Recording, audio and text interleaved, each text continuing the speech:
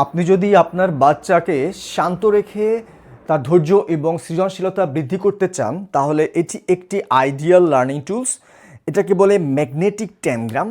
এটা দেখতে পাচ্ছেন, এটা সুন্দর হার্ডবোর্ড দিয়ে তৈরি একটা একটা লার্নিং টয়েলস।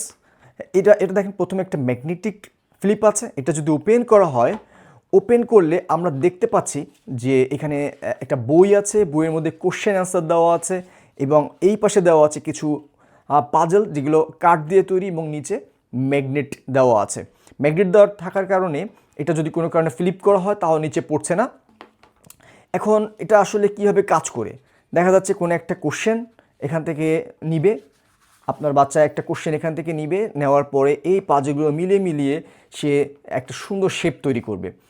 এতে করে দেখা যাচ্ছে বাচ্চা অনেকক্ষণ ধরে খেলতে পারবে, সে অনেকক্ষণ ধরে চুপচাপ থাকবে, তার সৃজনশীলতা বৃদ্ধি পাবে, তার ফোকাস বৃদ্ধি পাবে।